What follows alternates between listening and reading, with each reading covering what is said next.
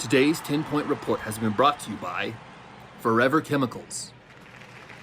Apparently we've got them in us.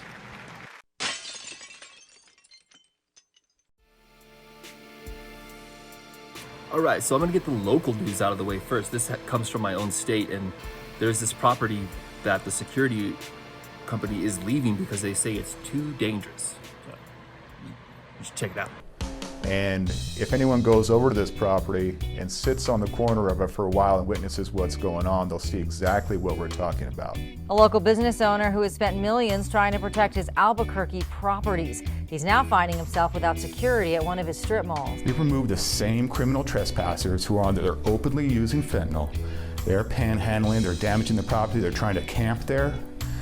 They're defecating and urinating. And we call APD, they don't come out. On April 3rd, Peterson received this notice in the mail from VetSec Protection Agency. They have told us that the mission at this property has become too dangerous even for their guards, who are ex-military, ex-law enforcement, and almost all of them are armed. But even for them, they said this just isn't worth it anymore. Peterson says he never thought a security company would walk out, but it's a reflection of what's going on around his property. So what's the solution? The solution is always to enforce the law. And you do all this, and still you're villainized for blaming others or for trying to get attention, trying to get some support from the law enforcement that we pay for.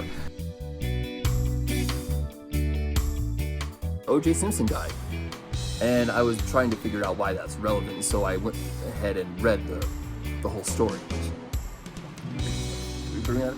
Awesome. So anyway, yeah, let's fast forward through this, all right? Yeah, we all know he was a football player. Then he possibly murdered his wife and her lover. And then we're still going. Just fast forward through it. Keep, because there's something important I want to. There we go. There's something important here at the very end I want you all to see. Because whoever wrote all this article called O.J. Simpson Trump at the very end. And so I'll show it to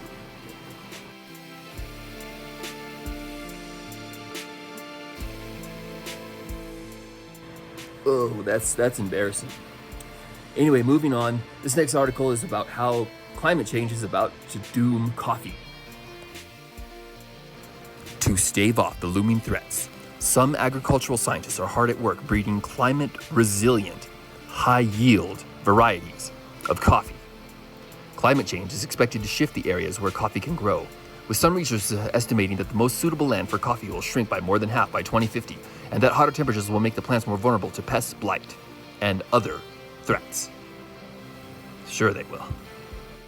The conclusion that coffee supply will dwindle in an overheating world is uncertain. A review of the research he co-authored found that the modelers have reached contradictory conclusions about how climate change will change the amount of land suitable for growing coffee. Although rising temperatures are certainly affecting agriculture, climate change pressures are overblown from a marketing point of view by private interests.